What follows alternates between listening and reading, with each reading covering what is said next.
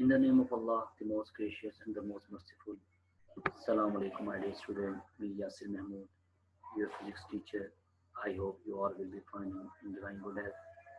Dear student, as you all know that we are discussing unit number 4, which is about the mass, weight and density. Yesterday we had discussed about the inertia and the weight. Today we are going to discuss about the density.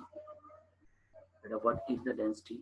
Density of the substance is defined as its mass per unit volume. Means the density of the substance gives the amount of the matter contained in the unit volume of the substance. Whenever we are discussing the density, it means we are discussing the amount of the material in a specific volume. That is the density. Now, what is the difference between density and the mass? Whenever we are discussing the density, it means that we are discussing the amount of the matter in a specific volume of the substance. And when we are dealing the mass, it means that we are dealing with the amount of the matter contained in the whole substance. Clear, my dear student? Again repeat कर देता हूँ. जब हम density के साथ deal करते हैं, density के अंदर जो अमाउंट ऑफ मैटर होते हैं वो हम स्पेसिफिक वॉल्यूम में डिस्कस करते हैं सब्सटेंस की. जब हम मैस के बारे में बात करते हैं तो अमाउंट ऑफ सब्सटेंस को, अमाउंट ऑफ मैटर को पूरे सब्सटेंस के अंदर डील करते हैं. ठीक हो गया बेटा? ये एक इम्पोर्टेंट पॉइंट था, आपको पता होना चाहिए डेंसिटी में और मैस में डिफरेंस. अब बेटा डेंसिटी का जो हमारे पास फार्मूला होता है mess per unit volume. Symbolically density को रो से डिनोट किया जाता है. रो है सिंबल RH/O. ये बेटा RH/O जो लिखा जाता है इसको mass per unit volume. Volume को कैपिटल V से डिनोट किया जाता है. बेटा one important point, density of the material varies with temperature and pressure. When we are discussing the solid and liquid, the effect of the temperature and pressure not prominent, but when we are dealing with the gases, the effect of the temperature and pressure on the density is prominent. Now beta, in the case of the gases, you must have to be remember, you must have to be kept into your mind that there is an inverse relation between pressure and volume. Yeah, beta, there is an inverse relation between pressure and volume, and there is a direct relation between temperature and volume. बेटा आपने chemistry के अंदर gas लास के बारे में पढ़ा होगा, Boyle's law and Charles law. Boyle's ने ये बात कही थी कि प्रेशर गैसेस के केस में बात करो बेटा तो प्रेशर और वॉल्यूम का इनवर्स रिलेशन होता है. चार्ल्स ने ये बात की थी कि टेम्परेचर और वॉल्यूम का डायरेक्ट रिलेशन होता है. अब मेरे बेटा अगर हम किसी भी मटेरियल की या किसी भी लिक्विड की, किसी भी गैस की डेंसिटी को देखना चाहते हैं, अगर हम उसके प्रेशर को बढ़ाएंगे, प्रेशर बढ़ेगा तो वॉल्यूम कम होगा, वॉल्यूम कम होगा तो डेंसिटी बढ़ेगी. On the other hand, if we increase the temperature, volume will also be increases. If the volume is increases, the density will be decreases. ठीक हो गया मेरा बेटा? एक इम्पोर्टेंट पॉइंट था. अब बेटा डेंसिटी को मेजर कैसे किया जाता है, इसके यूनिट हम फार्मूले से ड्राइव कर सकते हैं. Mess per unit volume. मेरा बेटा मैस का यूनिट क्या, किलोग्राम. वॉल्यूम का यूनिट क्या, मीटर क्यूब. तो किलोग्राम पर मीटर क्यूब. स्मॉलर यूनिट क्या हो गया इसका, हमारे पास ग्राम पर सेंटीमीटर क्यूब पे होगा. ठीक है, हमने किलोग्राम ग्राम में कन्वर्ट कर लिया, मीटर को हमने सेंटीमीटर में कन्वर्ट कर लिया. अब बेटा whenever we are comparing the masses of an equal volume of a different substance, it means that we are actually comparing the densities. Let's suppose मेरा बेटा हम दो टेस्ट ट्यूब लेते हैं. एक टेस्ट ट्यूब के अंदर इक्वल वॉल्यूम में वाटर लेते हैं, दूसरा टेस्ट ट्यूब में इक्वल वॉल्यूम में मरकरी लेते हैं. अब बेटा दोनों के तो वॉल्यूम तो सेम है, इक्वल है, लेकिन दोनों के अंदर जो मैस है दोनों का डिफरेंट होगा. तो किससे क्या होगा, जो मरकरी होगी उसकी टेस्ट ट्यूब हमें हैवियर महसूस होगी. उसकी रीजन क्या है, उसकी रीजन ये है कि मरकरी की डेंसिटी वाटर से ज्यादा होती है. वाटर की डेंसिटी बेटा 1000 किलोग्राम पर मीटर क्यूब होती है. मरकरी की डेंसिटी 13600 किलोग्राम पर मीटर क्यूब होती है. इन वाटर की डेंसिटी 1 ग्राम पर सेंटीमीटर क्यूब होगी. ठीक हो गया. और अगर हम बात करेंगे मरकरी की डेंसिटी वो 13.6 ग्राम पर सेंटीमीटर क्यूब. मीन जो मरकरी की डेंसिटी है वो वाटर से 13.6 टाइम ज्यादा होगा.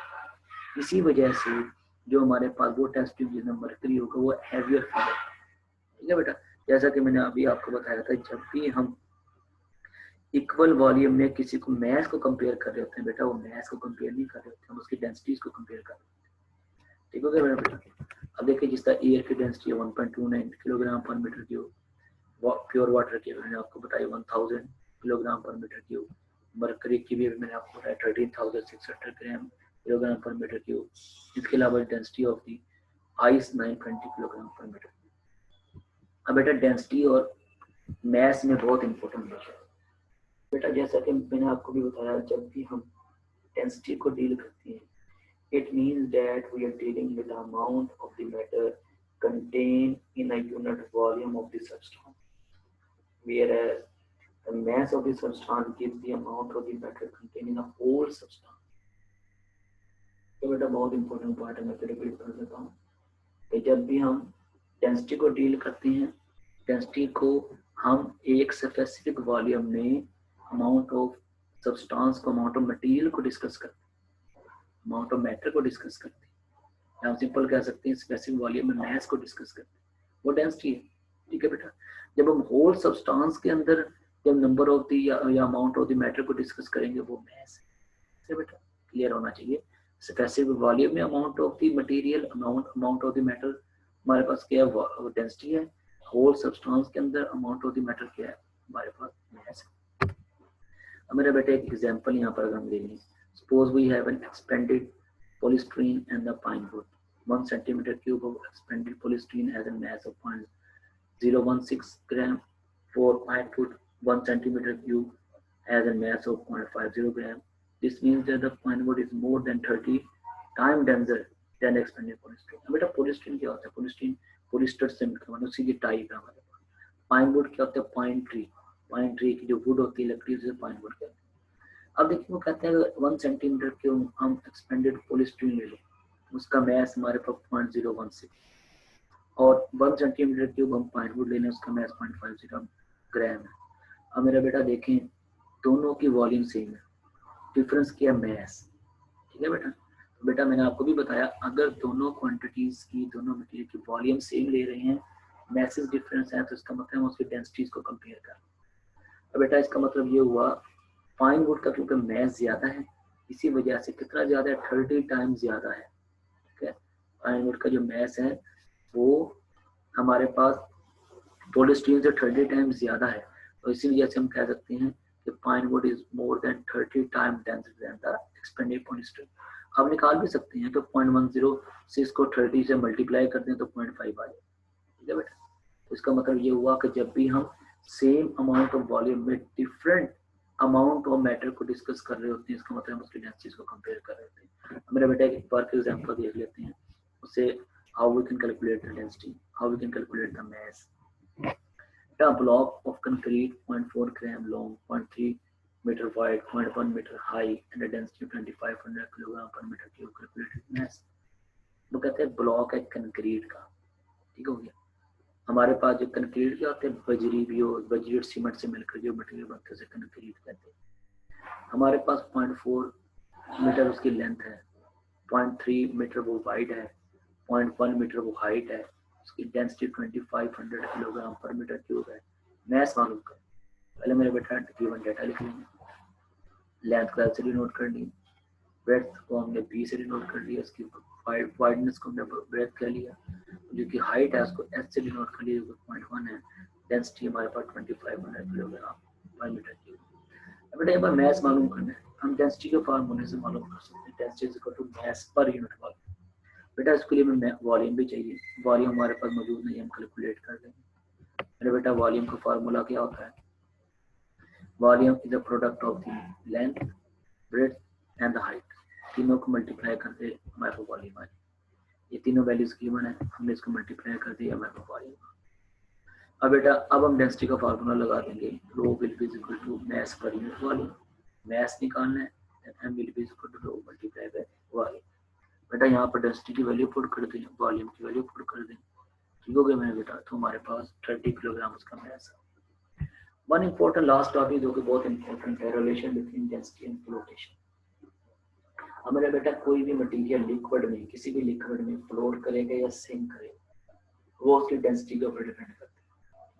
कोई भी मटेरियल किसी भी लिक्विड में या गैसेज में वो फ्लोट करेगा या सिंक करेगा, वो डिपेंड करता है उसकी डेंसिटी के ऊपर। अब एक एग्जांपल ले लेते हैं, लेट्स सपोज हमारे पास पहले एग्जांपल में वाटर और लेड है, दूसरे में लेड और मर्करी।